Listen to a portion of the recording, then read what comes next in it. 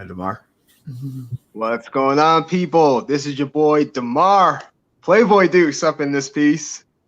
What is going on? This is Desert Dukes right here, and we have a special guest, Mr. Ryan McDonald.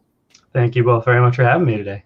Yep, and today's episode, we're going to be doing our preview and predictions of the 2020 Video Game Awards, man.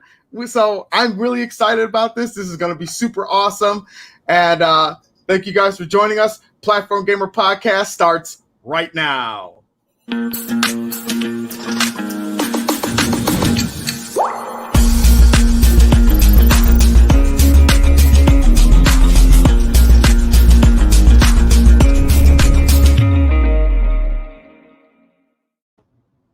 Ladies and gentlemen, welcome once again here on Platform Gamer Podcast. We'd like to thank each and every one of you for joining us here today, and we're going to be going over the 2020 nominees for the Video Game Awards. Like I said, I'm Desmond Dukes, joined by my co-host DeMar Dukes. As you can see, I always point like in weird directions because it's mirrored. And then our special guest, Mr. Ryan McDonald. Ryan, how are you, good sir? I'm great, thank you. I'm excited to get into it. Awesome. DeMar, always a pleasure. Definitely, man. Definitely happy to be back. I know we've been a little bit slow on the content, guys, so I definitely apologize for that. But we definitely got some cool stuff that's happening. I'm definitely going to be doing some Twitch live streaming for Demon's Souls for the PlayStation 5, so definitely look forward to that. Mm-hmm. And definitely got some other little tidbits of stuff that's going to be happening for you guys. So we're definitely going to be pumping out more content as time progresses. So it's going to be some good stuff. Yes, sir. So make sure if you like what you see here today, or if you've checked out any of our past videos, make sure you subscribe to our YouTube channel, turn on that bell for all notifications, and smash that like button. And leave us a comment, because you know we love comments here at Platform Gamer Podcast. Follow us on Twitter and Instagram at Platform Gamer P1, and you can also get us on Facebook.com at Platform Gamer Podcast. Now on Facebook, of course, you guys know that's where we usually pump out the most of our information as they come flowing in. Also, you can check us out in our audio form if you're on the go, whether you're sitting at work bored, or doing whatever, working out at the gym, whatever. You can hear us on our audio form on Podbean and Spotify. Just go into the search engine, Platform Gamer Podcast, and make sure you follow us there. So, ladies and gentlemen, we are getting ready. I mean, it's just a few days away from the 2020 Video Game Awards. Now, Mr. Jeff Keighley has been putting this thing together. Now, he did it last year, and it was a huge success. And I do believe he did it the year before that, too. And it's another huge success. Now, we all remember last year, that was where we seen the drop of the Xbox Series X and X. Actually, we see mainly the X. And they showcased it on there, which was a huge surprise for everybody. Yeah. No one saw that coming. Yeah. Nobody saw that coming. You are right. And it was, and I think it was a very, very genius move by Microsoft to do that. Now, for those of you that don't know, the Video Game Awards will be taking place on December 10th. You can find it here on YouTube, on Twitch, Reddit, anywhere where you can find streaming that they would mainly have that. Ryan, you had the list a little bit better than I do, because my phone's been acting all crazy. Oh yeah, they're doing Twitch, YouTube, Twitter, TikTok Live, and basically anywhere they can put the Game Awards live, they're putting it there. So yeah. So what we're going to do today is do our own preview and predictions, kind of let you guys know what we think is going to happen. Who we think might be the potential picks for these awards. So we're going to start section by section instead of just doing like kind of each individual one, depending on what sections we do. And the first topic one we want to touch on is esports. And esports, there's like a huge category of those. There's like 6 of them. Yeah. So there's Oh, sorry, Desmond. Before we dive in, just to let you guys also know, these are our honest opinions as far as for each segment of each category. Now, keep in mind, very much aware that most of the votes are pretty much laid out. I know that level 1, 2, and 3 people have been putting in. Most of the votes are probably already finished. I have not looked at it. Desmond hasn't looked at it. None of us has looked at the end results as far as that. We'd rather give an honest opinion based on what we feel and not have any kind of outside information sway us in any particular direction. So I just want to let you guys know ahead of time. This is just us giving our own personal opinion as far as for that without any information regarding the voting polls. Okay, good. Yep. Okay.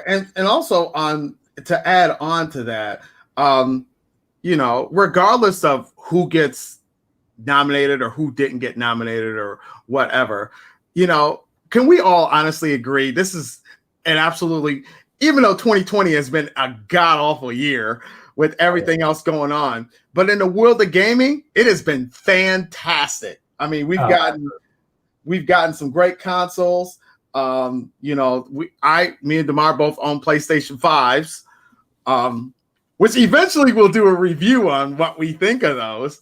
I actually planned on doing it like the week after launch, but DeMar had his console. He had some issues with it. So I went, because he has the disc version and I have the digital version.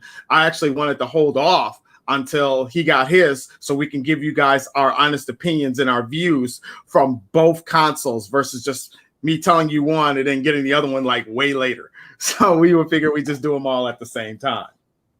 Anyway, let's jump right into this thing. So with esports, there's a couple of huge categories. One of the main ones is the best esports athlete. The best esports athlete. Now, I don't know any of these names. I'm actually haven't had a chance to really get into esports that much. I know it is very huge.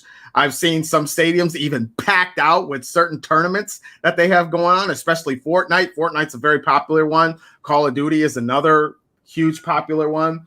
But some of the nominees for best esports athlete is Ian Porter, Hyo Soo, Kim Jong-boo. I might be like butchering these names, and I apologize. Anthony looks like Chavez Castero and Suarez Castro. Thank you.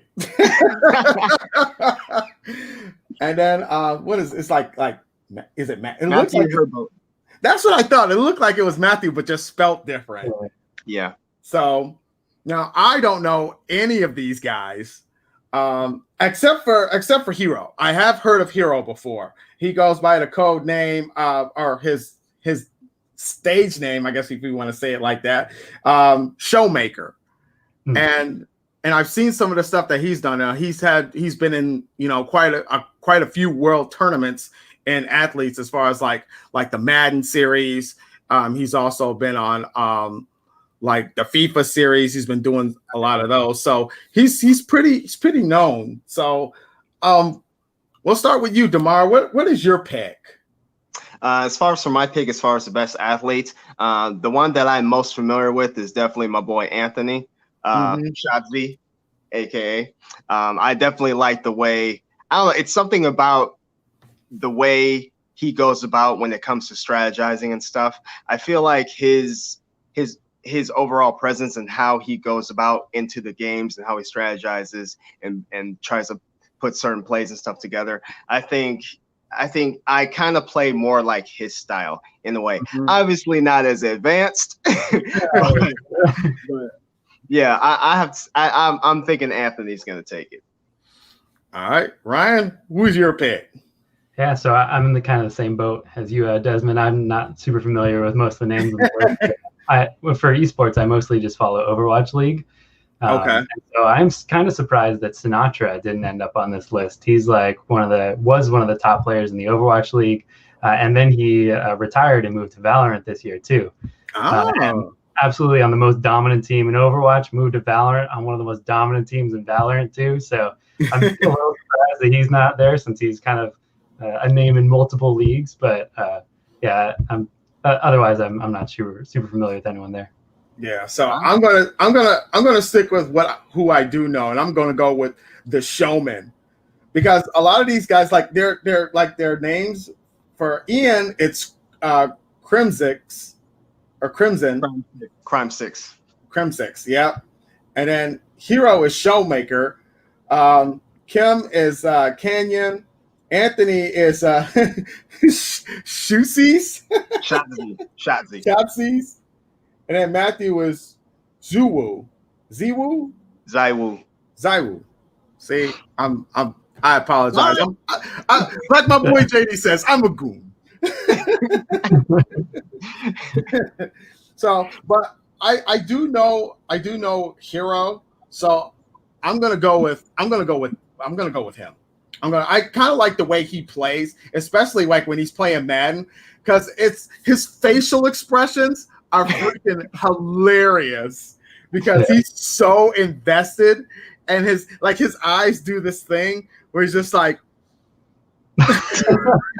like he's really focused, like laser focused on winning, and then like his celebrations are just hilarious. So I got to go with Showmaker on this one. Cool. What we got next? Next one we have is Best Esports Coach. Okay. Now there is a lot of coaches on these teams, and surprisingly enough, with esports, having to grow more in popularity, you're starting to see more high schools do it. Even colleges are having esports teams. So finding those right coaches for those specific teams is a big key thing. And we have Danny Sorensen, Dahi Parker, Fabian look like Lawman. Yeah, Lawman. Lamont. Is it Lamont? Lamont. God, I am horrible at these names. Okay. It's not the easiest of names, to be fair. Yeah. Right. So you got Danny Sorensen as Zonic. You have Dahi Park as Krusty. Fabian sorry, now I'm starting to mess up. Lomain as Grabs. You got Lee Jaimin, which is Zifa, and you got Raymond Lugier as Rambo. Now, all of these guys, obviously, you can tell from the names they were former players, and in their own respective right, most of them were actual champions too, like world champions. So I think for them to step away and just be coaches is a really cool thing. It's just basically like you see with any athletics. You get like a former player or like someone who really understands the sport, really understands the game and how it's played, to kind of step into that role as like leader and mentor and all of those things. So I think it's a beautiful thing. And this goes back to what we said earlier. We have no clue who these guys are. So I'm going to take a wild stab in the dark. I'm going to go with Fabian. I'm going to go with Grabs. I think it's just mainly because of the name Grabs. It's an interesting one. I'll have to do more research. I should have been able to do more research, but there's so many names and so many categories. I just did not have the time. And then some of these nominees that were dropped in like late. So it is what it is, y'all. We ain't perfect. For me, I'm familiar with Krusty because he's the coach for the San Francisco Shock for the Overwatch League. Okay. And in the Overwatch League, at least, I mean, it is Krusty, and then it is everyone else. Way. It's the two-time reigning world champs right now, the San Francisco Shock. It's undeniable that he's the best at what he does in the Overwatch League. So for me, I'm going to pick Krusty. He's the only one I'm familiar with, and he is by far and away the best for Overwatch League. Okay. Nice. I am actually going to go with Danny. I'm going with Sorensen. Going with him. I think Danny's going to take it. All right. So we're going to move right along here. The next category that they have for the esports, they do have quite a bit on here. Best esports event. There's the Blast Premiere, which was spring of 2020. That was the European finals. Then you had the Call of Duty League Championship in 2020. Then the IEM Keto, thank you. 2020. That one I've heard of. I just can never pronounce that stupid name. But League of Legends World Championships, I've definitely heard of that one. Right. And then, of course, the Overwatch League Grand Finals of 2020. So I have only had a chance to check out 2 of these. And that was the Call of Duty and the Overwatch. And I gotta say, I mean, that was gonna be tough because both of them were really good. Oh yeah. Oh gosh. I would probably have to go with, I'm gonna have to go on Ryan's side with this one. I'm gonna go with Overwatch. I think Overwatch just edged it out. I think not so much as far as like not just the pacing of the game and the players that were in it, but I think it was the atmosphere of the crowd. I think it was just a little bit more energetic than the crowd of Call of Duty. Mm-hmm. And I think that's why I think the Overwatch League edges it out. But I did hear a lot of good things about the League of Legends World Championships. I heard that was really good too. So, yeah. I mean, these are all great events, but I got to go with Overwatch. All right. What about you, Ryan? Well, I'm pretty sure we already know that one, but the only one I've watched is the Overwatch League Grand Finals, and I was super impressed with it for sure. But if I'm going to make a prediction, I would probably say the League of Legends World Championship, just because they pour millions of dollars into that, and every year is true. It is a global spectacle. I mean, so I think it's almost unrivaled in terms of competition. But yeah, for Overwatch League, I was super impressed with all the restrictions we had this year. They did a really good job of kind of adapting to the circumstances, and it was super well produced and really energetic. So I really liked it. But I think League of Legends is probably just going to take it on its own merits.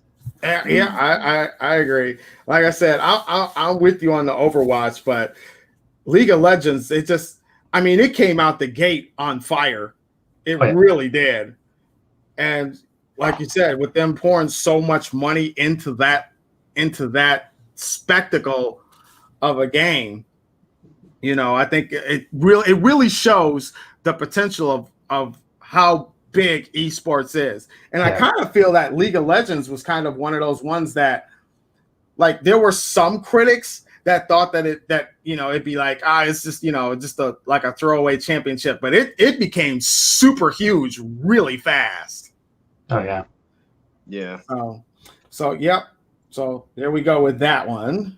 Next one is, as far as for myself, I would definitely have to say I'm actually at a toss-up between the Call of Duty and the League of Legends. Me personally, I'm going to go with Call of Duty. Okay. I'm going to go with Call of Duty. The reason is because of the fact I know that they've been having a lot of mobile tournaments and stuff like that, and with it leading into the actual grand stage of all of that. One of the things I like, even though I'm completely bad at Call of Duty, I'll get headshots all day, but that's okay.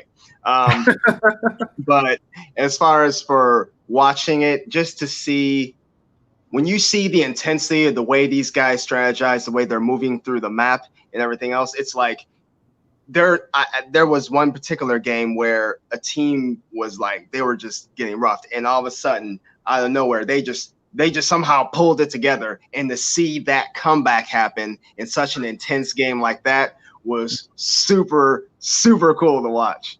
It almost reminded me of some of the games that I've done in, now granted, this is a weak comparison, but with Rogue Company, there's times where in Rogue Company, like, we're just getting our butts handed to us, and then all of a sudden, because it's only 5-round matches, and we're down like 4-1, and all of a sudden we just pull off and we get 4 wins in a row right after that. It's like to be able to watch, or even to be able to pull off a comeback victory like that, it's just, I don't know. There's just something about that kind of stuff, especially when you got that last shot trying to pick back up. Yeah. So I have to go with I got to go with Call of Duty on this one. Okay. That's what's up. So very cool. So we're gonna move on here to the next one. This is best esports game. So we have Call of Duty Modern Warfare, Counter-Strike Global Offensive, Fortnite, League of Legends, and was it Valorant? Valorant. Ryan, who you pick? Where's Overwatch? You know, when they got the stuff. I know they left your Overwatch game out. I don't know what's up with that. No, it totally makes sense. So for personally, I think it's probably between League of Legends and Valorant. I think last year League of Legends won, and I think this year Valorant, since it's like the new hotness, you know, I'm wondering if that's going to kind of sway the vote, and people are going to be like, wow, that debuted this year and it took off. It's still not reaching the levels of League of Legends or something, so I'm wondering how that'll play in. But I'm gonna stick with League of Legends. I think that's gonna take it. Okay, so Demar, who you got? Ha! Call of Duty. Okay, so mine's is gonna be a little bit different. I'm gonna be completely honest with you. Counter-Strike is not gonna win. That's my prediction. I think it's still a popular game, but I don't think it's on the level that some of these other games are on right now. I really don't think Call of Duty is going to win. And the reason why I say that is because there's been so much Call of Duty that in some ways it's like, okay, it's kind of played out, you know, or it's like, I shouldn't say that. It's more oversaturated. Because there's so many different Call of Duties. I don't know. I think you're just hating.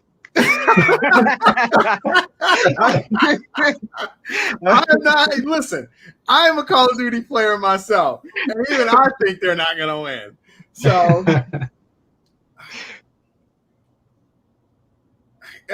man, this is tough because Fortnite is still up there. And they're doing add-ons and stuff constantly, but I think it has dipped off a little bit. So I don't think Fortnite can win, although they have a strong chance. I just don't think they have enough to really pull it off. So it's really between League of Legends and Valorant.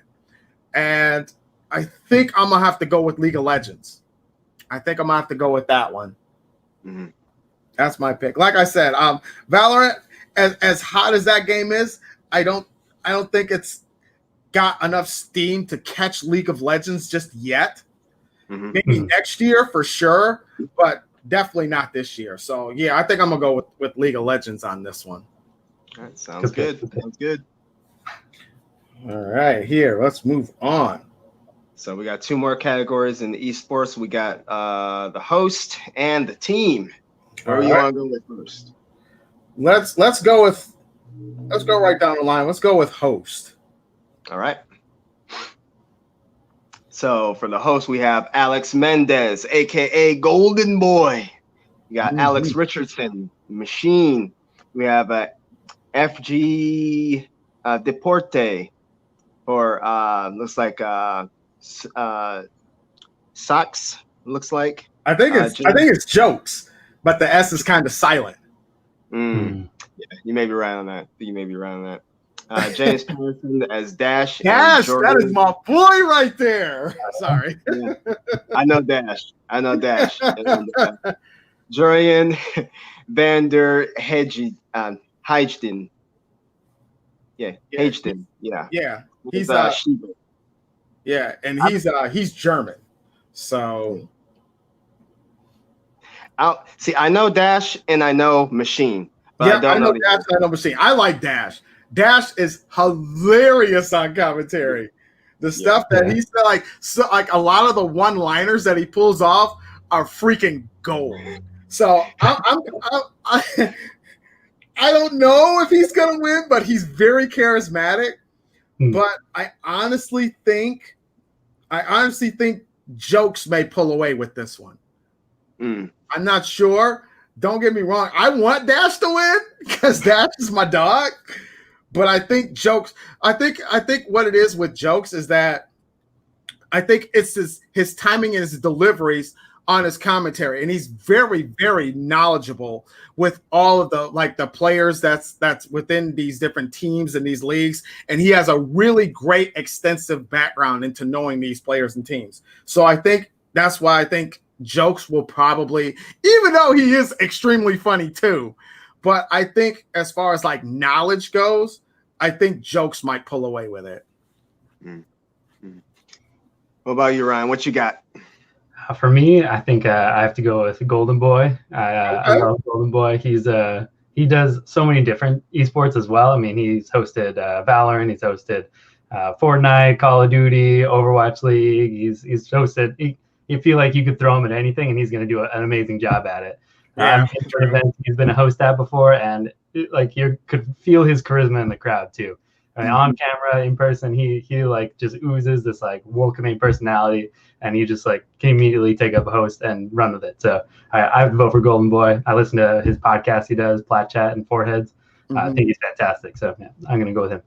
Okay. All right, so we got a 3-way decisions here. So I guess we'll find out who's taking it home. All right, last category in the esports is best esports team. We have what is it? Damwon Gaming, Dallas Empire, G2 Esports, San Francisco Shock, and Team Secret. I know 4 of these teams. Good. So I'm actually doing good just knowing that. Yeah. I'm glad that many is on there. I think I'm gonna have to go with San Francisco Shock on this one. Oh yeah. I think they're a well dynamic team, and they really gel together. And I want to say more, the unity for them seems stronger than a lot of these other teams. And I think too that's what helped them win so many different championships throughout their time together. So, and I know there was a few games that I watched them, a few championship games, I should say, that I've watched them on YouTube, and I highly recommend you guys check them out. They're really, really good, but they're just so well versed in the games. Like I think for me, it's their attention to detail.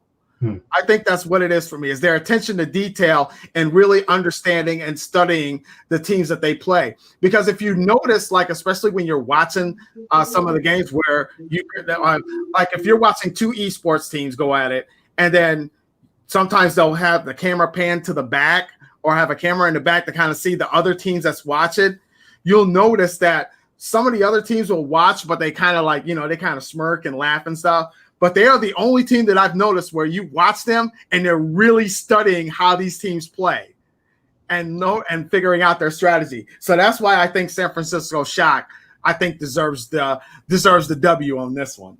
Mm-hmm. Okay. Maybe it's my bias here showing too, but I'm also going to go with San Francisco Shock. Yeah, and they are the dominant team in the league. I think everyone this year was wondering, well, are they going to be able to pull it off again? And they absolutely, with a bullet, they were the best this year. Mm-hmm. And like you're saying, they're able to pick teams apart in like the analysis of them. If they ever lose a game, the next game it's not even close because they've corrected all their mistakes and they're a well-oiled machine.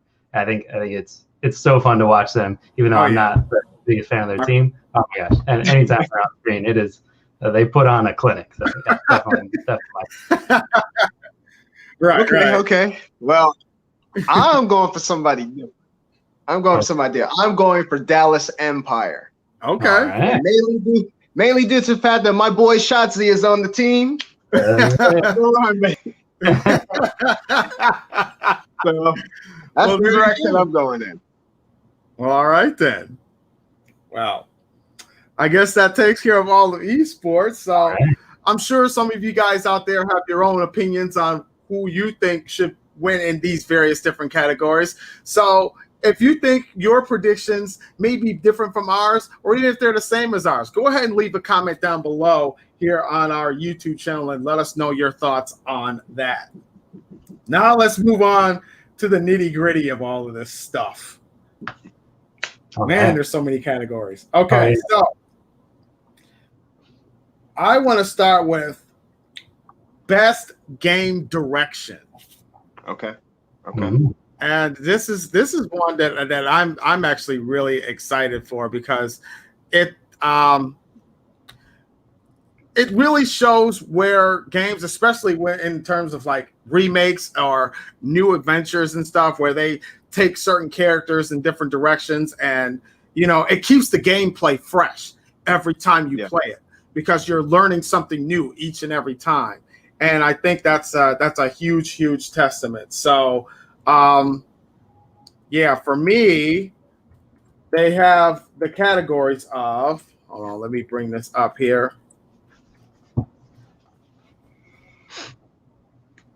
Oh, no worries. I can save you some time on that. So as far as the best game direction, you have Final Fantasy VII Remake. You have Ghost of Tsushima. You've got Hades, Half-Life Alyx, and you have The Last of Us Part 2.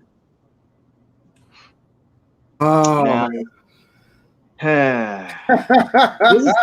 this is actually a pretty strong lineup, I have to say. This is a really strong lineup. Yeah, it goes back to what Desmond's saying. I mean, looking at these categories, like 2020 was a hell of a year for gaming. Like, wow. Yeah. So. Absolutely. And it's just crazy, because it's like they've like a lot of these have really stepped it up. Oh yeah.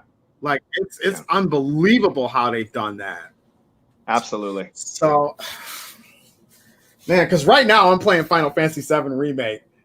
Okay. And I've been loving it. Well, I'm actually playing Destiny 2 right now, but I have been playing Final Fantasy VII Remake, and I absolutely love it.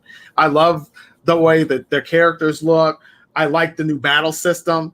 It took, like, when I played the demo, it took me a minute to kind of get used to it. But now, man, it's just lightning quick, and I like the fact that you can change characters in between the battles, like as it's going.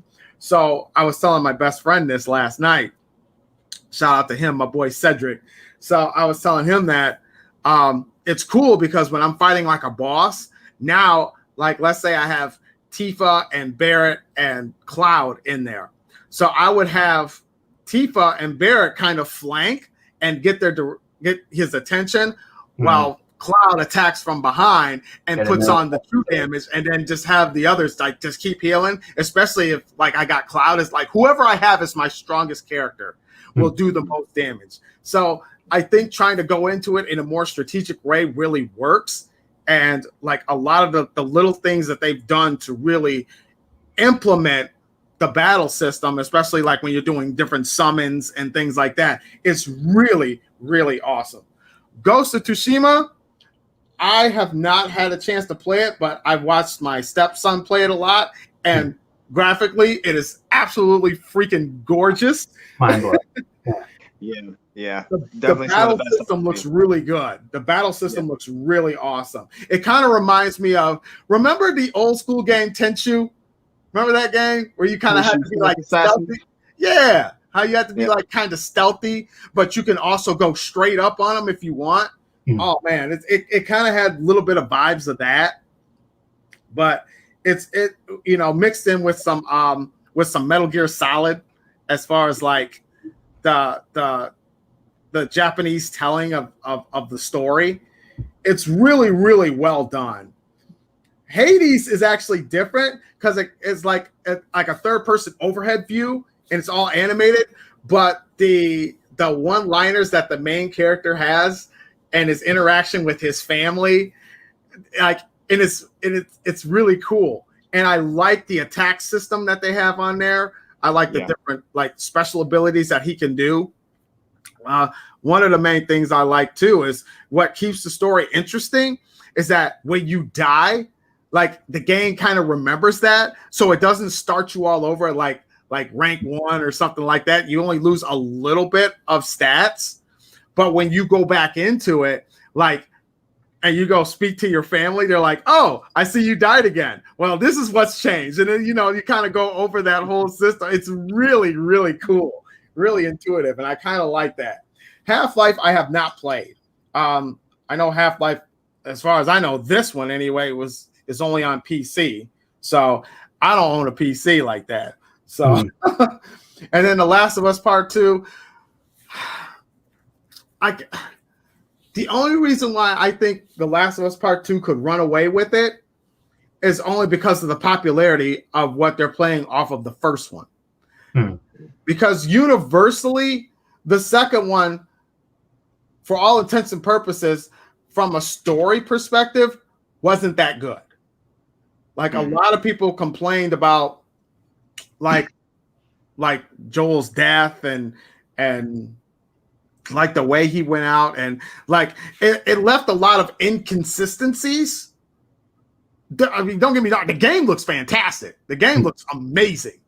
But and the battle system on there is really, really cool. But I think from this perspective, I don't know if they're going to get this one, but I know they're going to get this one just because it's the last one.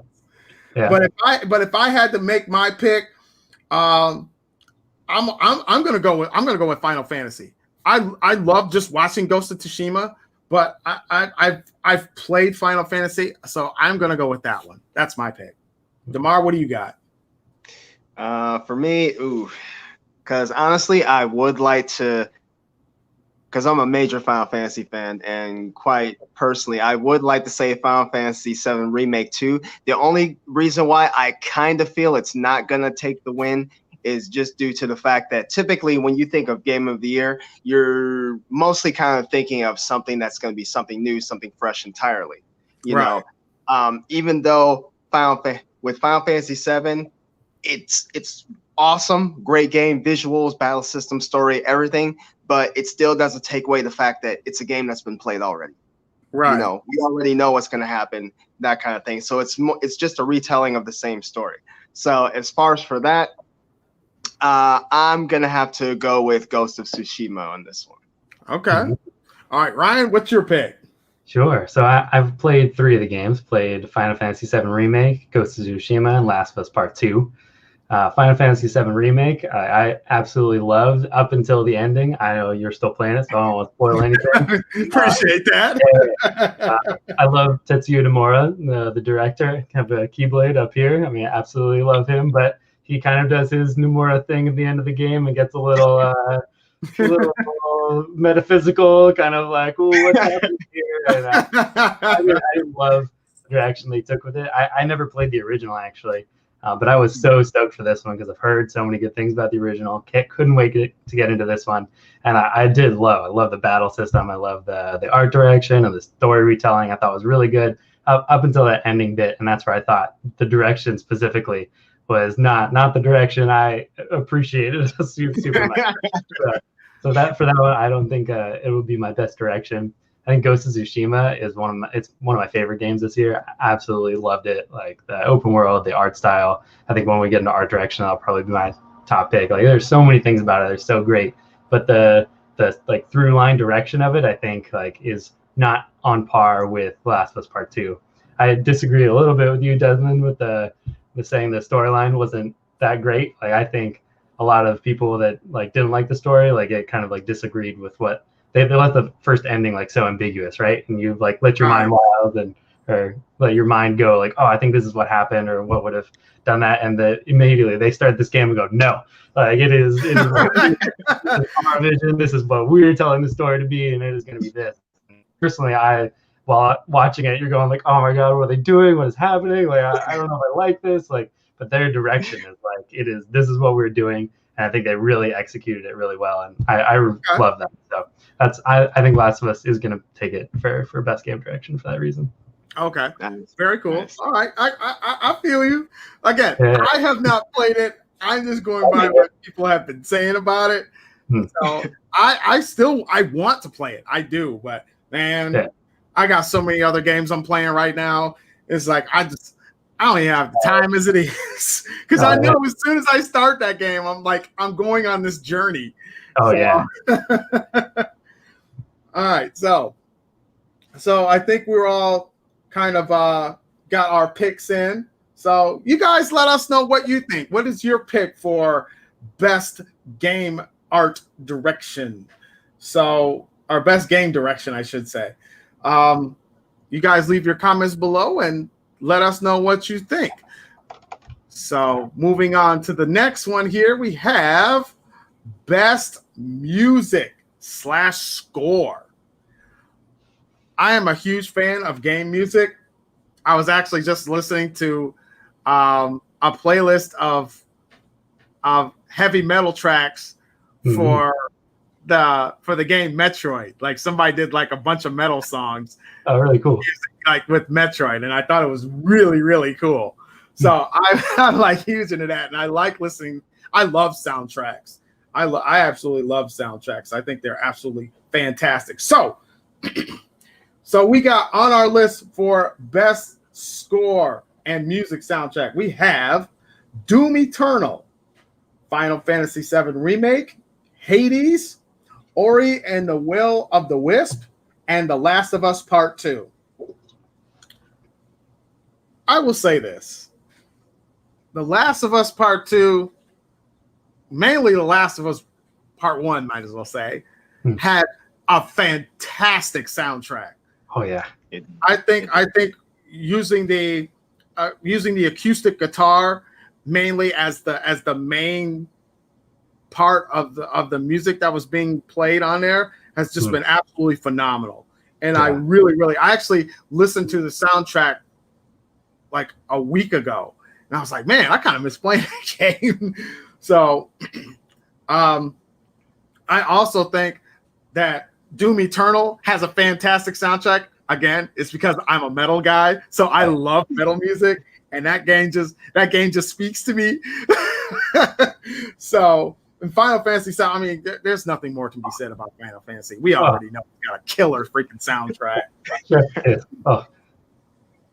I haven't heard any music from Ori, but I have heard some of the music from Hades. I do like it. It's really good. I think it feels, the music kind of, I shouldn't say it sounds dated, but it feels like it's a step behind, but it does fit the tone in which that game is represented. So I will give it that. But I'm gonna not be biased. And I'm gonna go with The Last of Us Part 2. Just because I know the music on that is gonna be absolutely phenomenal. So Damar, what's your picks? Man. Okay, so yeah, there's definitely a lot of good ones here. I've always been a fan of the Final Fantasy scores. It's just been phenomenal. I actually wanted to try to make it to the last orchestra concert that they actually held, but I couldn't make it out there. But I actually have to say, which is actually more shocking to me, because it's like I haven't played the game, but I've watched the gameplay of it. But I have to give it to Ori and the Will of the Wisps. Okay. The ambiance of the way the music goes was just, I don't know, it was just like, it was calm, it was soothing when it came into those certain elements of the initiation between the characters and such. It's like, it almost kind of, I almost kind of say like it has some of those soft ambient songs like what you'd hear from like Zelda and stuff like that. It was definitely I don't know, I resonate more with music like that, even though I listen to music all over the world. But I don't know, something like that is just it was just beautiful. And then in combination with the art style and the visuals of the game in itself, it was just beautifully put together. Oh, okay, I can go with that. All right, Ryan, what's your pick? All right. So I think personally, I would for sure pick Final Fantasy VII Remake. Even having not beaten the original, what I have played and I listened to the original soundtrack, what they did with that soundtrack, the orchestral kind of renditions and the battles, it's building and getting crazy and crazier. And, right. I don't want to spoil some of the end game for you, but man, if they got some great music at the end there too, yeah, I think it's amazing. The soundtrack was so well done. But I think Last of Us Part 2, the music, ends up being such a strong tie to the narrative. With Ellie's guitar and Joel, and like there are several moments in that game that are so focused around music that really like oh my god moments. Like they're just phenomenal. Like, so I think that's just going to edge it out because music is so intricately tied into the story of that game. I think they're going to do one of the songs at the Game Awards. They have Eddie Vedder is going to be there, and I think he's going to do one of the songs. I think that's gonna win. But personally, I think Final Fantasy is unmatched this year. Okay, that's another thing too about the Last of Us and their music. It's one of those like when you hear like the first couple notes, like instantaneously, you think The Last of Us. Oh yeah, like as soon as you hear them, and I think it's a testament to how well intricate the music is with the story. And you hit the nail right on the head, Ryan, on that one. As far as it, like the music is part of the story. And I think it's told in a very, very well manner.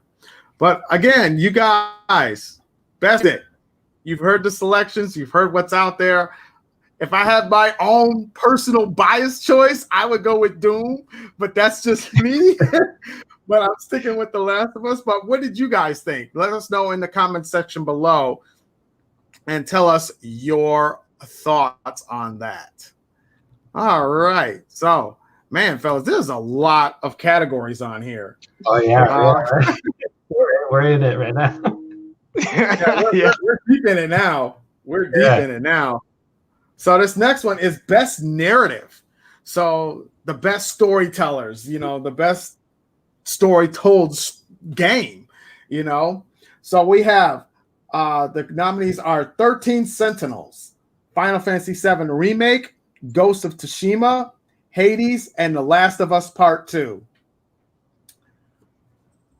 Oh my God. Okay. I'm going to go with Final Fantasy. I'm just going to go flat out with Final Fantasy. I think the story, even though we've seen the story before, but I think it's told in such a way now that the story is refreshed. It's been revived to anew. It's kind of like what they did with what Capcom did with the Resident Evil series, how they took 2 and 3 and remade those. And now, because of even though it's the same game, but it's told in a more narrative way, the game feels so much better. And I think that's a testament to the storytelling and the writing that is being done behind the scenes. So I'm going with Final Fantasy VII. If I had a secondary choice, I would go with Ghost of Tsushima. Just because I think it's about that traditional Japanese, type of storytelling. It's like the old samurai movies from back in the day. It has that look and that feel to it, and I can attest to that because I've watched those, and I can relate, and I can be emotionally attached to it because growing up, I watched a lot of kung fu movies, I've watched samurai movies, I've watched all these different kinds of movies when I was younger. So to me, seeing something like that and put within a video game, it's like how a person feels like when how they've grown up watching Westerns and then they play Red Dead. And it's like, oh my God, I love this. Because it makes them think back to that. Yeah, it makes them think back to that childhood and what they grew up watching from back in the day. So so if that was my backup, it would be Ghost of Tsushima, but I'm going with Final Fantasy on this one. Nice. What about you, Ryan? What you got? I think that best narrative is going to be Last of Us Part 2. I think that's my prediction. I think it was super controversial. I think because so many people didn't like the direction of it. But I can see I definitely can. But I think at least critically, by and large, it was this is storytelling at its best. I think Last of Us is going to take it. And I love the narrative Final Fantasy VII up until that ending portion, and Ghost of Tsushima, same thing. The story is fantastic. I was enthralled through and through. But Last of Us, I think that is what they do best. Like Naughty Dog, I think they take a story and they put it like no one else can. So I think they're going to take it. Naughty Dog is they put out some fantastic content. They really do, and a lot of their games have really become more narrative driven than they've ever been before. And it's a testament to their writing team and, you know, their creative team that they have there that really puts them over the mark. I'm telling you, I think Last of Us, out of like every single category, I bet you they're on at least 10 of these. Oh, yeah. Probably. If they could get in the esports category, they would be on that too. Yeah. Yeah, absolutely. Absolutely. Well, as far as for myself, I am going to say Ghost of Tsushima. Hey. Next one. Well, there we go.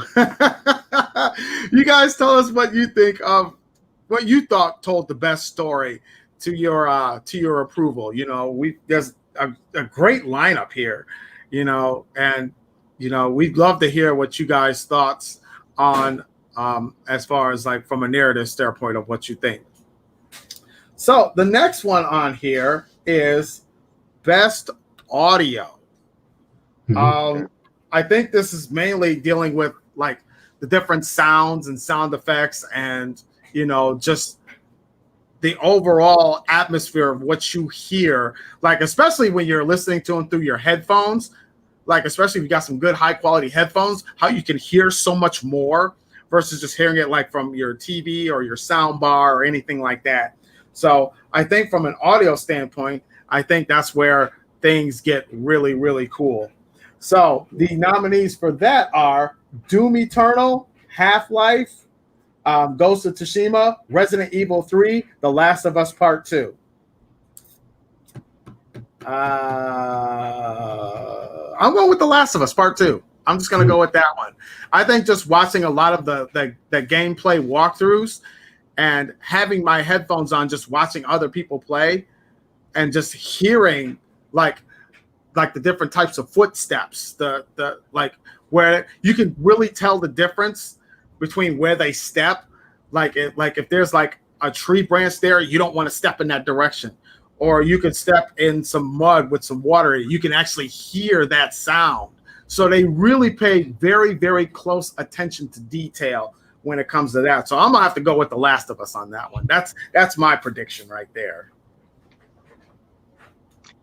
As for me, yeah, I'm gonna jump in that same boat. I'm gonna say Last of Us Part 2. One of the things that I really liked, especially just super quick, just dating back to the first one, one of the things that I really liked was the way you really had to listen, especially for the clickers, because of the fact that, you know, when you're sneaking around, you have to really listen to where they are, and judging by the sound of that they make, you can tell if whether or not they don't see you versus when they actually do see you. And I think they brought a lot of that element into the second part too. They definitely utilized those sounds, and they really took advantage of making you feel the ambience of whatever environment you happen to be in. Rather you're inside of a structure, rather you're outside in the open area, you definitely hear the difference in the sound, and you can almost feel the difference as well. So I have to say Last of Us Part 2. All right, Ryan, what's your pick? I agree with both of you guys. I think you guys both nailed it. The design they do in the sound and the positioning of all the people. You feel like you got surround sound. You can hear where the sounds are coming from, and they like nail a sense of presence in their games. I think it's a lot of times because of that audio. So yeah, I totally agree with both of you. All right, unanimous. It is unanimous. Watch us all be wrong and somebody else takes it home. I'm gonna be like, oh, really? Because that's just how unlucky we are. I don't know. Yeah. But yeah, it's great audio from all of these games. And that's another good thing too about being a gamer is that you're at a time now where you can experience so much. Whereas like back in the day, you could like, okay, you experience some of it, but you're not really getting the full effect. Well, now we're slowly, I should say more quickly, getting the difference, you know, with different sounds and different things that they do in these games to really make the games unique and make it, you know, make it really worth playing these games for. And I'm just excited. I'm super excited. But you guys let us know what you guys think out there of best audio design between all of these categories. What one was your favorite? on that. So now we get to something a little more interesting. Best performance. Ooh. Now this, we have quite a few here. We have Ashley Johnson, who plays Ellie on The Last of Us Part 2. Lauren Bailey, who plays Abby, Last of Us Part 2. Daisuke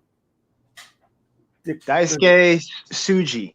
Thank you. He plays Jin, Ghost of Tsushima. Logan Cunningham from Hades. Najee Jeddam. Jetter. It's Jetter. I think that was a little typo, but yeah, it's supposed to be Jetter. Okay, that's what I thought. Okay, so Jetter, who plays Miles Morales in Spider-Man. Miles Morales. I really like the character Jen. But if I had to choose, and I think Logan Cunningham did actually a really great job in Hades. I think he did an excellent job, especially like when the narrator is talking, like the narrator will tell us, what's going on. And then it's like, he's actually like listening in like, yeah, okay, whatever, narrator guy, or, he'll say something crazy like that to kind of put himself more into that story too. I think that was really, really well played. But it's a toss-up between the two ladies from Last of Us Part 2. I think from a performance standpoint, I think they both did an absolutely fantastic job. Really getting people engaged in their story, engaged in their characters. Whether you love them or you hate them, you have found a way to get attached to those characters. And it's a testament to the performers behind the characters. That really brings it out. And that was the thing that I loved about Detroit, with all of the characters that were involved with that. And that's what made me love it even more, because of the performances from those actors on these who are portraying these characters in this game. So if I had my choice, I would probably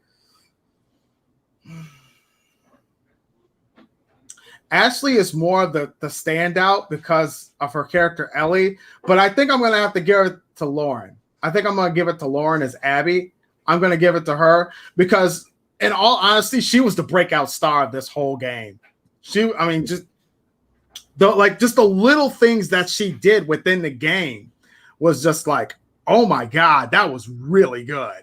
And I think it's the timing of how she performs her lines that makes it believable to you, and it gets you even more invested, and you feel that hatred that she had felt for so long, and she really portrays that very well in the game. So I think I'm gonna have to give it to Lauren on this one. Nice. All right, Damar, who you got? For me, I'm a little disappointed because realistically, I really wanted Ashley Birch to be on this list. She's the one who did the voice for Aloy from Horizon. Zero Dawn. That is true. Yeah, she did a fantastic job in Horizon. So man, I really wanted to vote for her, but since I can't, I'm gonna actually give it to Ashley Johnson. I love the Ellie character. The Ellie character, over time, you can tell that she's involved into a very strong, conscientious woman, and she really makes you feel for that character. She really does, especially in the first one. So I have to give it to Ashley. All right, Ryan, your pick. I loved Daisuke Tsuji's Jin performance. I thought it was so good in Ghost of Tsushima. But yeah, I kind of agree. I think most people are going to be deciding between Ashley Johnson and Laura Bailey. Also, I want to mention, awesome that we have so much representation on this list this year. This is super cool. We do. You're not a white man in sight, which is funny for me to say, but also who needs it? Whatever. I'm super excited to see that. I think that's really cool. In between Ashley Johnson and Laura Bailey. I think Ashley has the unfair advantage since people who played the first Last of Us game have such a strong connection to Ellie. And then we get to see that transformation in this game where she goes from this like innocent person that we're protecting to this person that's fueled by hate and revenge. And I think she just does a phenomenal job at it. Like, obviously, like, she is so good at what she does. And I think Laura Bailey does a great job too, but we spend like half the game not wanting to like Laura Bailey. Like, and she does a good job convincing us toward the end, I think, that like no, like, there are two sides to every argument, and you do really like Abby at the end. At least I did. And you're kind of like rooting for both sides, but I think, yeah, Ellie, just the unfair advantage of seeing her go through it, and just what an incredible job she did throughout the entire game. I pick Ashley Johnson. All right. Well, our predictions are in. You guys let us know what you guys think of these categories, and tell us down below, who do you think should take home the best performance? I really like Jeter though for Miles Morales. I think he did a phenomenal job. So I just wanted to clarify on that. And you're right. There's a lot of representation on here of different styles and opinions and just different types. And I really, really like that, especially with different races and sexes. So that's really, really awesome to see. Super cool. Yeah. All right. Next one on this list is best ongoing game. All right. This is an interesting one because these are games that you just play for hours and hours and hours until you get like super, super good at it, to the point that, all right, I need to challenge more people around the world because this isn't enough trying to play it privately. But you know, it's the thing that's about these games is a lot of there's microtransactions and things like that go on in this game that makes you want to be more invested in these games. So the games we have on this list are Apex Legends, Destiny 2, Call of Duty Warzone, Fortnite, and No Man's Sky. So I am a huge fan of No Man's Sky. I really like what you do in that game because there's so much to do and there's so much to explore on that game, especially because I've been playing it on VR and I really, really enjoy it. So I'm kind of torn because I really, really like that game, but at the same time, I've really been getting into Destiny 2 a lot more now that I've got the 2 expansions and they've added a bunch of different patches and stuff. Call of Duty is just Call of Duty. I think Warzone is fun, especially doing where you do the catch raids. Those are fun, especially if you get a nice little group going. Those are fun. Fortnite, that's not for me. It's just not. But I understand the appeal and the popularity of it and how many people play on it. I played Apex for a little bit, and I like it. I just haven't had enough to really stay engaged in it. So I think I'm going to go outside the box. It'll probably never win, but I'm going outside the box. And I'm going to say if I had my pick, I would say No Man's Sky. But if I had to make an official choice, an official prediction, it'll probably be Call of Duty. Okay. Just because it's Call of Duty. So what about Damar, you? What is your pick, Damar? You go ahead, Damar. Okay. Destiny 2. You got me. I started to think you were like, really? Oh, okay. No, I'm definitely picking Destiny 2. The fact that they just recently came out with Beyond Light, it's been the content and everything has been absolutely phenomenal. A lot of people really liking a lot of the exotic weapons and armors and things of that nature. The story is very engaging, very intense. So yeah, Destiny 2. All right. Ryan, what you got?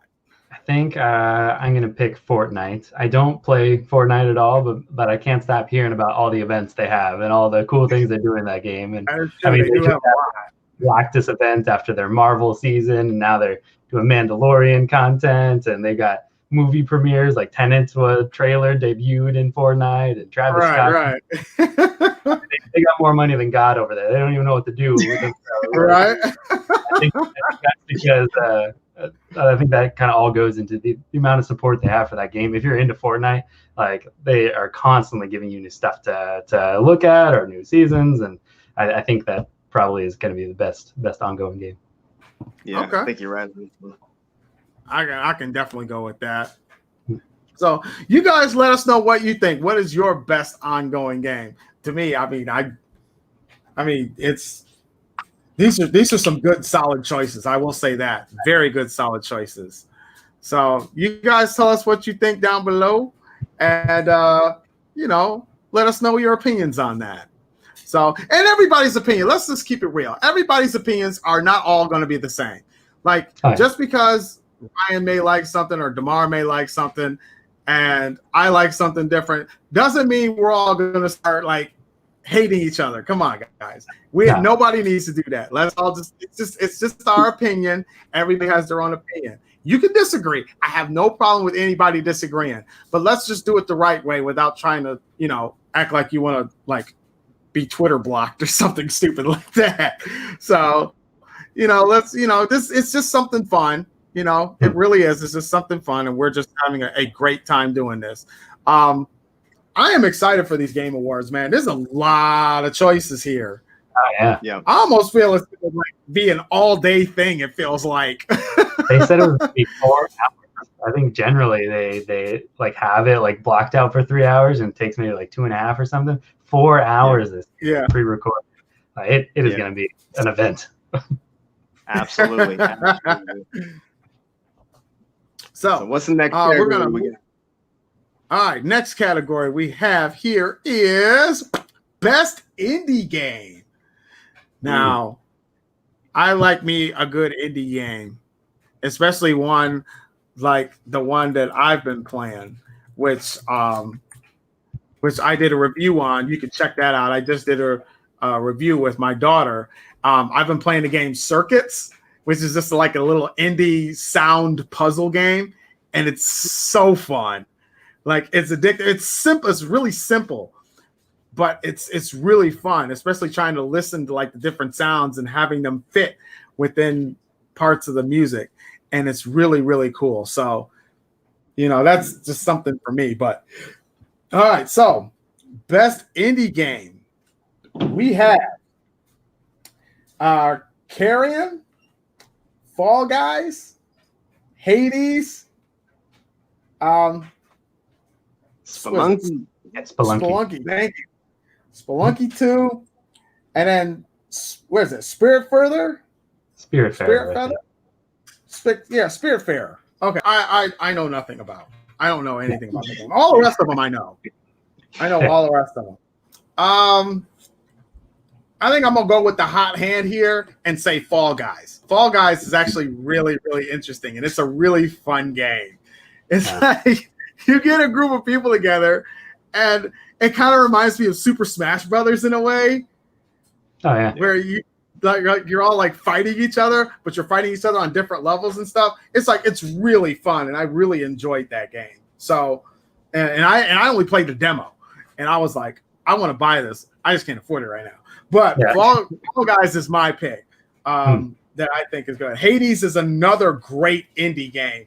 Just like I said, just from me watching the gameplay, it looks really, really cool. It kind of reminds me, there's a game that I have called Icy, and it kind of reminds me of that, where it's kind of over the top, but not like Diablo, Baldur's Gate style, not so much like that, but almost like a mix between that and the side scroller. But it's really, really cool, really, really fun, and that's what it looks like to me.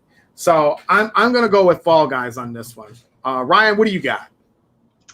My guess for the game that's going to take it, I think it's a little unfair since Hades is also in the Game of the Year category. That is also the best indie game. I feel like that automatically makes it the best indie game if it's nominated for best overall game. But I've heard such amazing things about Hades, and it's definitely on my backlog. I intend to get to it because of all the good things I've heard. So my guess is Hades is going to take it.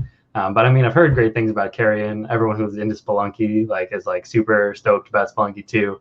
And Fall Guys was like a instant like phenomenon when it came out. Everyone was playing Fall Guys for like a month after it came out. So it's so fun to just pick up and play. Like everyone can get into it, whether you're just falling off all the time or you're making it to the end. Like, it's super fun. So I think it's a really good category and a lot of options, but I feel like Hades is the default.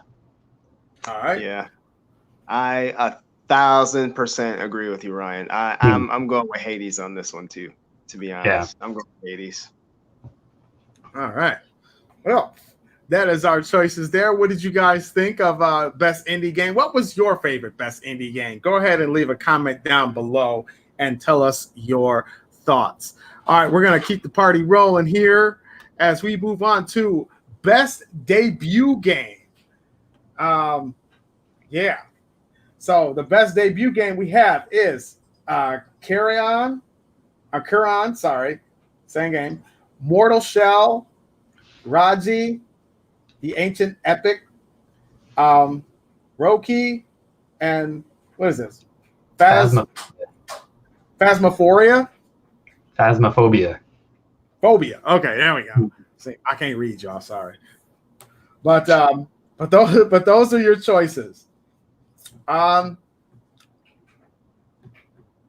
can't pick any of these because I don't know any of these. Oh.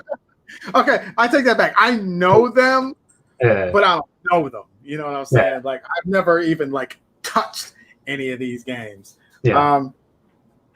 Curion, I think, is the only one that I've seen more of. Mm-hmm. But yeah, I honestly I can't make a pick on this one because I just don't know. I just don't know. Damar, what do you got? As far as for myself wise, I am familiar with two of the games. I am familiar with Mortal Shell and I'm familiar with Roki. Roki is an adventure game. I'm really huge into adventure games. I definitely like the ambiance and the atmosphere that Roki presents, especially the style. I don't want to say it uses like a cell shading kind of thing, but it definitely has a different kind of unique art design to it when it comes to that. So I really like that one. Mortal Shell wise, that one's a RPG type game. To be honest, I'm probably gonna lean more towards. To be honest, I have to go with Roki. It's a lighthearted adventure game that I think appeals to a lot of people. And there are just so many elements that you can take advantage of, and it's just a good playthrough. So Roki. Okay. So what do you got there, Ryan? My guess is that it's going to be Phasmophobia this year. That was like one of these games like on Twitch that like Among Us like came from nowhere and blew up, and lots of people were playing it. I feel like every major Twitch streamer was doing streams of it back in October. Personally never played it. I think it's like super janky, but I think that's kind of the fun of the game. Like it added to its popularity. So my guess is it's going to be Phasmophobia, but it's a total guess on my end. All right. So for those of you that have played any of these games, you guys can tell us what one you thought was should be the best debut game and let us know your thoughts on that. All right. Moving on to the next one here, we have best mobile game.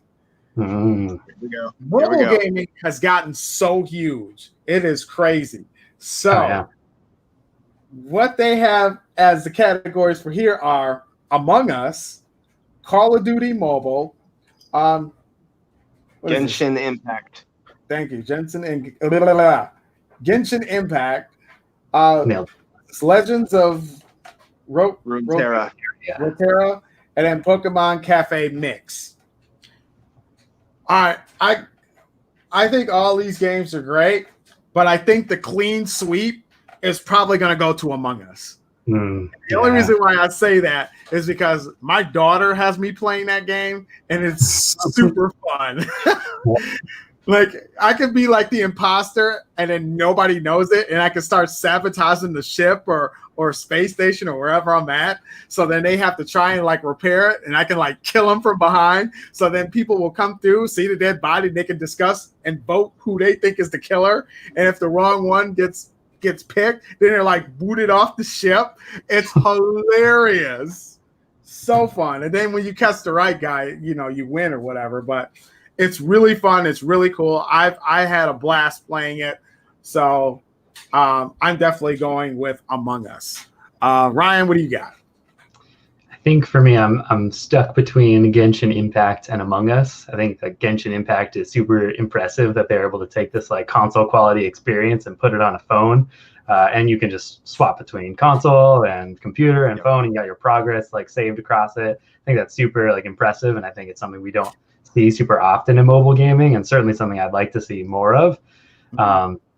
But yeah, Among Us, I mean, it was everywhere this year. I mean, you can't get away from Among Us.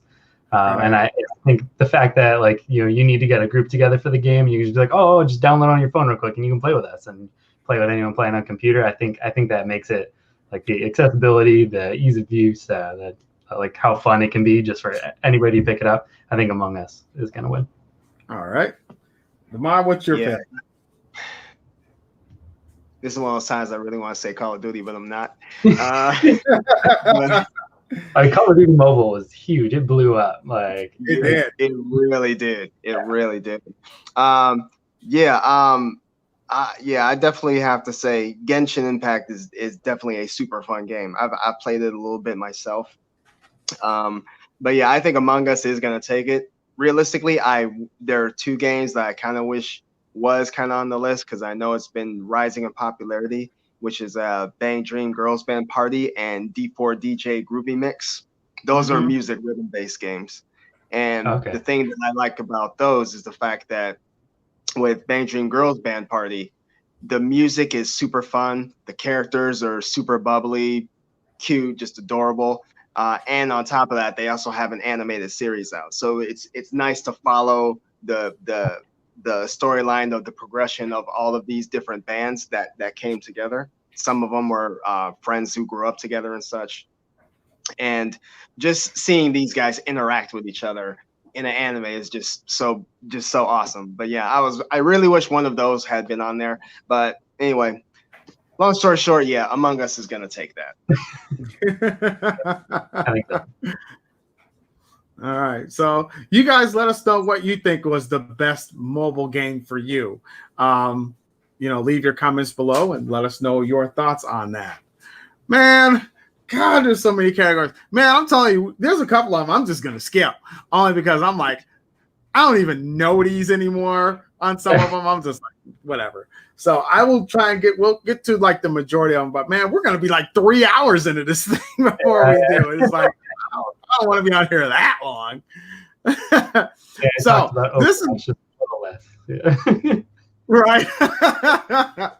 So this next one that we'll jump into real quick. This is one of my personal favorites that I am been thoroughly getting into, and that is best VR game. Knew you were gonna say VR. I am a VR junkie. Freaking love VR. I'm playing Star Wars VR right now, and it's so awesome. So they have on here the best VR game. There's Dreams, which is also really cool. Half-Life, Marvel's Iron Man, Star Wars Squadrons, Walking Dead, Saints and Sinners. So for me, this is huge because I really like the Walking Dead, Saints and Sinners game. And I really love Star Wars, and Iron Man's really cool too. Mm-hmm. So 4 out of these 5 games I've either played or I own on my VR. Half-Life is only on PC, so I can't play that one yet. So I don't know. But I think just due to popularity, it's a toss-up between Iron Man and Star Wars. Mm-hmm. And the reason why I say that is because, number one, they're both under the same company anyway, as far as like not so much the the games, because I know the games are made by different people, but the company that makes these games, which is Disney, so they own the rights to both of those, and they're both incredibly popular. So just by default, those two are going to be on the list. So The Walking Dead is a great game. I think it kind of steps away from being the main characters. Like Onslaught is the latest one that come out, and you actually get to play as the characters from the original Walking Dead. But in Saints and Sinners, you're playing different characters, so you're not being the main characters. And it's really fun and cool. But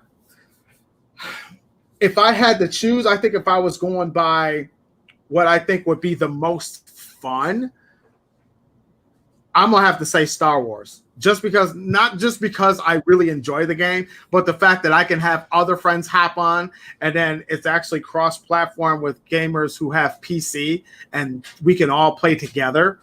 And that's really, really fun. And so I've really enjoyed that. Iron Man is just fun, like just learning to fly and do all of the Iron Man stuff that Iron Man does. So those are my picks. Damar, I know you don't have a VR, so I'm gonna let you just take a shot in the dark here. I'm just gonna throw one over the bow here. Star Wars. Okay. Ryan, I don't know your position on VR games, but tell us what you think. I love VR. I have a PSVR, and I have a computer that could support the computer Vive or Oculus, but I haven't gotten them yet. But yeah, huge fan. Got PSVR day one. Loved it ever since. So on the list, I played Dreams and Marvel's Iron Man VR and Star Wars Squadrons. And Dreams is super cool. Love their implementation where you can take any world that's been created in Dreams, you can play in VR. Like that's super. And kind of sculpting things in VR, it's super cool. And Star Wars Squadrons, getting in the TIE Fighter for the first time and looking around and being able to fly, it is awesome. It is such a cool experience. And same with Iron Man VR. It's the same deal. You get to be Iron Man and just fly around. Like, how neat is that? But my guess is that it's going to be Half-Life Alyx, because I think that got the most publicity as like we're trying to go for this is what VR can be. And I think a lot of people who normally don't even review VR games made an exception and tried to play Half-Life Alyx. And I think a lot of them were really impressed by it. So that's my guess is that's going to take the category. But yeah, all these games, super fun experiences. Yeah. So yeah, I'm super geeked about all these. I hope when they come out with PlayStation VR 2 that Half-Life gets on there, because I think it would do great on there. Me personally, and maybe we'll talk in a future episode of maybe games that we can discuss that we think would be great in VR that are not VR games. Because I know I've got my little list. I think that would be absolutely fun. So that's something we could talk about on a later date. But what do you guys think? If you own a VR or have played a VR, which of these games do you think should take home the gold? All right. So let's move right along here. Best action game. Now, this will be a fun one because I'm all about action games. I'm all about action because action makes me go. All right, let's see. Best action game. We have Doom Eternal, Hades, Half-Life, Neo 2, Neo 2, and then Streets of Rage 4, which I'm actually surprised that one is on the list. Yeah, I'm a little with all the games that have come out, how did they bought their way into that slot? I'm sorry. dude. Hey, look. Truth be told, Streets of Rage 4 is freaking hilariously fun. I absolutely enjoyed that game. But if I had to pick best action game, I got to go with Doom Eternal. I think Doom's going to take it only because it's such a popular game, and the different types of weapons that you can use on that game and the different types of kills that you can do with that, I think is super impressive. And it's a testament to how well the game is structured. and I really like the level design, where you can actually use he has a grappling hook on this one, so you can actually hook onto stuff and then go across in different areas, which is really, really fun. So Hades looks cool. I haven't checked out Half-Life. I'm sure it's got lots of reviews. Streets of Rage is really fun. And then Neo, I have not played. I've seen the cover. I just haven't played it. That's all I've got. But yeah, I'm going with Doom Eternal on this one. Okay. Yeah, same here. I'm going to go with Doom Eternal as well. Mm-hmm. I haven't played any of this list. I think it's the first one I haven't played anything. So for me, Wild Shot in the dark between Hades and Doom, I'd say. And I think Hades is going to take it. I heard a little bit about Doom this year that like people didn't think it was as good as 2018's. And I think that's gonna hinder it. That's why my guess Hades. Okay, that's a good assumption. Yeah,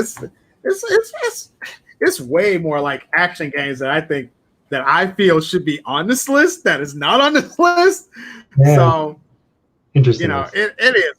Yeah, it is what it is. It's all up to popular demand, I guess. But what do you guys think? What do you consider was the best action game out of all of these? Let us know your comments down below. All right, next one. Whew, we're flying through these now.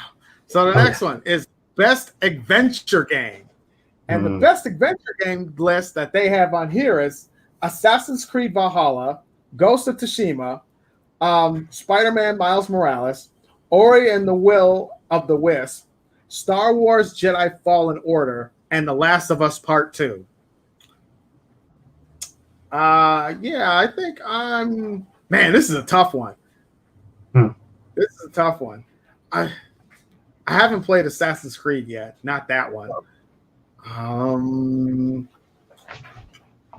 I think in terms of full-on adventure, I'm gonna think outside the box. And even though I don't know much about this game, from what I have seen of it, I think I'm gonna have to go with Ori. I'm gonna have to go with Ori on this one. I know I'm like wrong, but I'm going with that one just because I think with the adventure aspect of it, I think it would be more engaging. So I'm not fully for sure. But I almost feel Last of Us Part 2 is probably going to take that one too, just for all intents and purposes. But yeah, I'm going to go out on a limb and say Ori. I want to say Miles Morales, but I haven't played it yet. But I hear nothing but phenomenal things about it. So, but yeah, I'm going with Ori. That's my pick. Tamar, what do you got? We're talking about action, man. Of course. Call of Duty. Last of Us Part 2. That's my choice. Yeah. Yeah, this is a tough category. There's so much in here. I think this year's Assassin's Creed, I haven't finished it. It's probably one of the best Assassin's Creed I've played since Assassin's Creed 2. It's phenomenal. Okay. Ghost of Tsushima, we've talked about. Incredible. Miles Morales, I think it was a little too similar to Spider-Man 2018, but the story is incredible. Fallen Order from last year, super good. But yeah, I think Last of Us is probably going to take it just because of its behemoth status. Yeah. Yep. There we go. Man, these categories are getting hard, man. Yeah. It's getting just too hard. But you guys let us know what you guys think of, what you feel should be the best adventure game in your opinion. And let us know in the comments down below. All right, so we're going to do 3 more, and then we're going to call it good. And yeah, I know we're going to miss some, but at this point, I really don't care because I'm getting tired. So I'm just saying, it's like I like the fact that there's a huge category list, but I'm like even just going after like just trying to talk about ones that I don't really know that much about.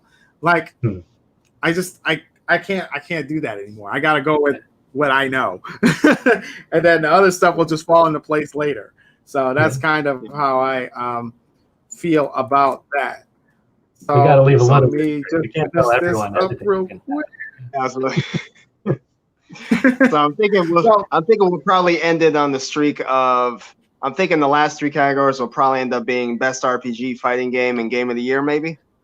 Ooh, okay. Oh my God, that's exactly what I got written in here too. Ooh. I just typed those in there in that order too. That's Let's so funny. Let's do it. Yeah, let's do it. So before we continue, I hope you guys are enjoying. I know this is like the longest one I think we've ever done on this podcast, but you know, it's a lot of categories. But if you guys are enjoying what you are hearing, make sure you guys subscribe to our channel and hit that like button and turn on that bell for all notifications. So we're going to move on to the next one, which is Best RPG. Oh, yes. Best RPG. The categories are Final Fantasy VII Remake, Genshin Impact, Persona 5 Royale, Wasteland 3, and Yakuza Like a Boss. Like a dragon. Oh my God. But also, I was thinking of the song Like a Boss. Yeah, that's the only thing that popped in my head. Like a dragon. I'm sorry. Yakuza Like a Dragon. My bad. I'm a freaking good. Okay, so. Okay, so in all honesty, I really like Persona 5. I really do. Persona 5 is a great game. I think by default, Final Fantasy VII is probably going to take it, but I'm going to go with the dark horse and not pick either one of those. I'm going to go with Yakuza Like a Dragon because it reminds me. So, do you guys remember a movie? What was it called? Is it Kung Pao Enter the Fist? Oh yeah. That game reminds me of that movie, and that movie was absolutely hilarious because it was very obnoxious, and it was. What's weird? What's so funny about it is that with this movie, or with that movie, like everybody can fight. Like the grandma, like chopping up fish in the corner market can fight. The little kid down the street playing like a little soccer ball can fight. You know, the handicapped dude with the broke leg, he can fight. It's like, what is going on? What am I watching? So it's just hilarious. And I think the Yakuza games have always, like, they've had some seriousness to it, but this is the first time I've seen it where it's serious, but it's got that fun factor to it where they could be kind of corny and clown around and stuff like that. So I'm going with Yakuza on this one. Ryan, what's your pick? For me, it's Persona 5 Royal with a bullet. I mean, that game, I don't know how they could have taken a 120-hour long game and then said, we need an extra 30 hours on the end of this. And the only way to get to it is you have to replay the entire beginning of the last game, too. But, oh, man, it's worth it. I mean, they knocked it out of the park the first time. They made another ending and knocked it out of the park the second time. I think it's so good. It's so well done. I didn't realize I could play a game for that long and be so into it the entire time. Yeah, I think 5 takes it for me. All right, Damar, what's your pick? No, I'm definitely with Ryan on this one. It's got to be Persona 5 Royal. It's got to be. I've been a huge fan of Persona since it first came out. For a long time, Persona 3 was dominating. Then 4 came out, and 4 was just absolutely phenomenal. And they just knocked it out the park with 5. So, yeah, absolutely, Persona. Man. Y'all, man. Y'all killed me with that one. Because I really wanted to pick that one, but I wanted to go in a different direction. But I absolutely agree with you guys. I think Persona 5 will probably take it. But Final Fantasy will probably take it too. So I don't know. Yeah. I think it'll maybe be between those two. I think that's where the battle is really going to be, is between those two.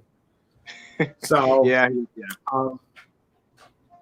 All right, so you guys out there, let us know what you thought was the best RPG out there in the RPG world, and let us know your thoughts in the comment section below. And we are moving on to the last one, which is best fighting game. Nobody knows fighting games better than my friend Cedric. So I'm gonna let y'all know right now that I am really, really good at it. And my friend Cedric can beat me in almost any fighting game. But I gotta tell you, Ryan, if you've ever seen, if you talk to any of our best friends, they will tell you the most intense fighting game that they have seen me and my brother Damar go into it on was Street Fighter 3 Third Strike for the Dreamcast. Okay, yeah. We turned what was it? We turned the hand. Which one is it that gives us the lowest there? Is it turning the handicap all the way up or turning it down? I can't remember. Well, either way, it was down. Yeah. So we turned the handicap all the way down. We turned the speed like at max. So the characters are moving like this. And we would literally like one round would take us like 45 minutes. But we would just go toe to toe the entire time. That was so fun. So yeah, we know our fighting games. It's so funny because my stepson, we were over at my cousin's house, and my stepson and him were playing Tekken. I think it was Tekken 6. Yeah, Tekken 7. Yeah, no, Tekken 6. It was Tekken 6. So they were playing that, and my stepson was talking about how good he was. And me being the fighting game vet that I am, I'm like, okay, let me show y'all something. Yeah. All right. Man, I smacked both them boys up, man. So, hey, it is what it is. So anyway, best fighting games. We have, what is this? Oh, Grand Blue Fantasy versus Mortal Kombat 11, Street Fighter 5, One Punch Man, and Under Night in Birth. I don't know nothing about that one. I know all the rest of them, but I don't know that one. So, I don't know because I'm really good at two of them. God. Okay. So if I had to make a choice, I think I'm going to have to go with, where did he go? There he is. Hey, there he is. Sorry, guys. Like, where did he go? Yeah, okay, sorry so about we just named up. We just went over the list. Do you want me to tell you the list again, or are you already good? I'm good. For the fighting game. Yeah. Okay. So if I had to go ahead and make a choice, I think I'm going to have to go with Mortal Kombat 11. Just because I have that game. I have Street Fighter 5 also, but I really, really enjoy Final Fantasy. My God, too many Final Fantasies. I really enjoy Mortal Kombat 11. I really like how they implemented new characters onto the game, which is really, really awesome. Like they just recently added Rambo, and I'm super excited to eventually get that character. And I don't know how they did it, but I don't know if it was a sound alike or they actually got Sly Stallone to do it. But my God, that was so good. But yeah, I'm going with Mortal Kombat 11. Ryan, what do you got? Well, I don't know much about fighting games. Not my forte. I do know that One Punch Man, a hero nobody knows, should not be on this list. That's all I've heard about that game is that it's just bad. Like people are like, why? How is this possibly in the best fighting game? That's all I know. That one's not gonna win. But yeah, I'd probably just go with the mainstream. I'd probably say Mortal Kombat 11 Ultimate. I mean, I've heard the storyline's really good and it's super popular, so that's my guess. That one's gonna take best fighting. Okay, Damar. Yeah. What's your pick? I agree with Ryan in both those aspects. One Punch Man's a great anime, but it should not be on this list. Yeah. Once again, another game that bought its spot. Anyway, yeah, Mortal Kombat 11 definitely. All right. So, yeah, I'm with both of y'all. I'm actually surprised Dragon Ball Z is not on here because that Dragon Ball Fighter Z was freaking fantastic. I love that game. So I am very surprised it's not on the list. Maybe it was on last year. I don't know. But nevertheless, I'm actually surprised it's not on this list. And I'm actually surprised Samurai Showdown's not on this list either because they just dropped a new game recently. Yeah, because One Punch Man bought its spot. Like, oh, semi shut up. Nah, let me drop a couple dollars here for you. We'll just take their spot. They don't need to be there. All right, so just let us know what you think of this fighting game. I really love Street Fighter also, but yeah, I think Mortal Kombat's going to take it. So, but you guys let us know what you think about that. So I actually added one more in here just because it wouldn't be very fair if we didn't do this, and it would make us seem very one-sided. So I'm just going to put this one in here. Just, to support all walks of life, we're going to go with best, as soon as it pops up, there it is, best family game. Okay. So we have a list of best family game, and that is Animal Crossing, Crash Bandicoot 4, Fall Guys, Mario Kart, Minecraft, and Paper Mario. I'm going to say Mario Kart. I'm not even gonna lie. That time that I played on the Switch with my daughter, that was fun. I really, really enjoyed that game. Crash Bandicoot is another really good one too, and Fall Guys is another great one. I don't do Minecraft. I could care less about Minecraft. That's just, it is what it is. Paper Mario, I actually wouldn't mind checking out again because I like the original Paper Mario. That was pretty fun. So, but yeah, I think I'm gonna go with Mario Kart on this one, just because Mario Kart is just such a fun game in general. Yeah, Mario Kart here too. I choose Mario Kart. I think I'm gonna go Fall Guys. I think that was like a super easy pick up and play for the whole family. Even if you're not winning, you're having fun. So I think that's a great family game. There you go. Yeah, there you go. So as long as you control you're playing with the kids, yeah. Like, honey, come on in here. We'll play this game together. No, now this quite a few family. I like some of the, like, not a lot of the family board game ones, but I'll tell you what. If you're looking for a fun, like, group party game, which I'm actually surprised they don't have that list on here, but a great group party game is Fribbage. Fribbage is freaking awesome. I love that game. So basically, you just get you could get like a bunch of friends together, and I think I bought it for like $7, and so I had downloaded it onto my PlayStation. Doesn't require a controller; it just requires your phone. So you go to this website, you put in the code, and then and then you guys can like fill up the spots. I think you can play up to like 8 people, and you answer questions and stuff using your phone. But the object is to come up with the best lie to make people think you're telling the truth to get points. It's so addictively fun, man. I highly, highly recommend that game, Fribbage. If you can get it on the PlayStation Store, by God, get it. It is super fun. It's a great game. And if you got some of your buddies over and you guys are having drinks or whatever, it's a great get-together game for just something to do.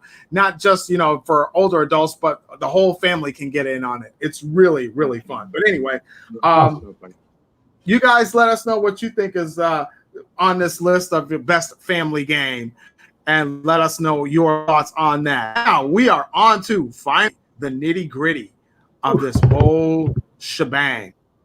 We're going to end it here. And before we play this last category, Ryan, how are you holding up, man? I know it's your first time being on our podcast, and I want to say I greatly, greatly appreciate you being on the show. Oh, yeah, no problem. This is super fun. I love it. Yeah, thank you. Awesome. I'm honored to be on your longest episode yet. There you go. And I have a feeling you may be asked to come on even more episodes. So just be prepared for that. And now that we're friends on Facebook, which almost didn't happen because I was trying to click on it, and like my thing started to freeze up, and I thought it was gonna like lock up on me. So I'm like hitting the button, and it made me almost cancel it. So I was like, okay, at least it accepted it because I thought it was gonna cancel it. I was not mad. Anyway, right. So here we are, folks. Game of the game. I'm just kidding. I think it's actually game of the year. It's game of the year. Game of all games. There you go. Game of all games. Yeah, game of the game, So anyway, I fixed that. My bad. Game of the year. That was all me. Oh my God. I feel like such an amateur right now. So here we go. This is our list for Game of the Year. And we have Animal Crossing, Doom Eternal, Final Fantasy VII, Ghost of Tsushima, Hades, and Last of Us Part 2. Well. What a list this year. Right. Yeah. Yes. And to some of these games that I've played, it's just like they're super good. Oh yeah. Okay, so the game I want to win, is Final Fantasy VII. Oh, okay. Yeah. The game that I would appreciate getting the win is Ghost of Tsushima. The game I know is going to win is The Last of Us. So that's how we're going to go with that. No, I don't know. I mean, this is a tough one, and I wouldn't be surprised if the I want to say if the dark horse in the room actually won this thing, which would be Animal Crossing, because Animal Crossing is like super popular right now. I mean, it's even to this day, it's like it's still like it's selling out everywhere. I think so at least that I know of all time. Yeah, and it's amazingly crazy, and people are just eating this thing up. So I would not be surprised if Animal Crossing surprisingly would have snuck away with the win. But I really think The Last of Us Part 2 is probably going to take it. So yeah. But like I said, if I had my pick, it would be Final Fantasy.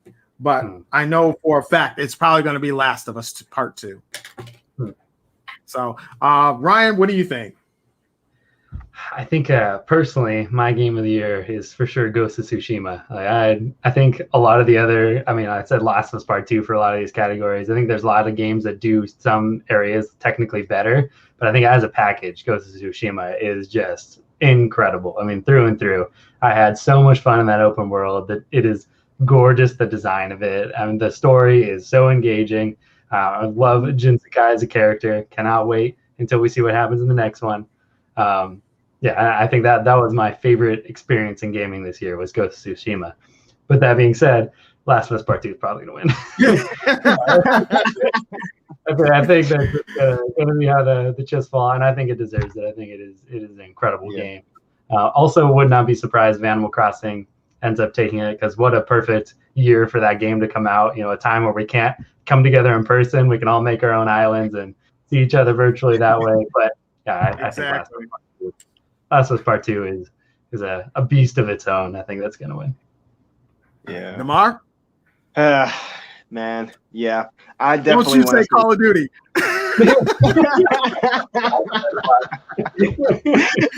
That's where you were going with it. I was debating on saying that, but I was like, I don't want the joke to play itself out. But, that's all right. I'll help you with that one. But yeah, I really want to say Ghost of Tsushima as well. Absolutely. But yeah, I think Last of Us 2 is going to take it. And I'm sorry, I know Animal Crossing is a great game and it's not going to win. If Animal Crossing actually won, I will go to both of you guys' houses, get down on one knee, and serve you both a cup of tea. You do realize that I'm going to hold you to that, right? Fair enough. Animal Crossing won. Yeah. Oh, man. But yeah, so I think we're all pretty much. So we're all in pretty much agreement that even though it's a fantastic game, Ghost of Tsushima is not winning. We wanted to win, but Last of Us is probably going to take it. But I honestly would be shocked if Animal Crossing took it, because I think Animal Crossing does have a shot, especially with its popularity. But I think with the anticipation and the buildup that was of The Last of Us Part 2, I think that's what's going to help it carry over, regardless of how well liked or disliked the game is. It was still a very big, critically acclaimed game. And Ghost of Tsushima, just as a total package, by far is the total package. I agree with you on that one, Ryan. I think with Ghost of Tsushima, that one should win regardless, just because number one, it's technically a new IP. So if it adds on to more, just think of how much better it's going to be. But with this one kind of being the introduction of that and being a brand new IP, I think it should go ahead and run away with the show. But I don't know. I guess we'll see. But that is it. You guys let us know your picks. What do you think should be game of the year on here? Because everybody's going to have their own opinion, and ours really doesn't matter at this point. But mine is Gospel. Woo, this was long. We are almost 2 hours into this thing. We made it. Mine. We made it. Yes. So if you did stick around, thank you guys so much for joining us on this podcast. We really appreciate it. This was fun, though. This was a lot of fun. It was just really long. I usually like to try and keep it around an hour, so it's not running too long. But if you had a really long drive, you got a good listen. So we definitely like to thank our special guest, Ryan McDonald, for joining us here. Ryan, is there any quick shout outs or anything you want to throw out there? Thank you guys so much for having me on today. This was a blast. If you want to follow me on Twitter, I'm McDonaldRyan24 on Twitter. I don't tweet a whole lot, but if you want to, that's there. Thank you guys so much. This was awesome. I had a fantastic time. Awesome. We loved having you on the show, man. Like I said, don't be surprised if I ask you or DeMar asks you, hey, you want to be on the podcast today? So, but DeMar, any last words from you, good sir? Nope. Just thank you guys so much for joining us on this podcast. We hope you guys enjoyed the episode, like Desmond said. Once again, I also want to personally thank Ryan for joining us on this particular episode. Thank you. Definitely make sure to show some love to him as well. And you guys definitely enjoy the rest of your 2020 as best you can. I know things are out of control, but, let's make the best of it. 2021 is right around the corner. We just got to hold on a little bit longer. Things will get better. I promise you, things will get better. But again, thank you guys for joining us. We'll see you all next time. Have a good night.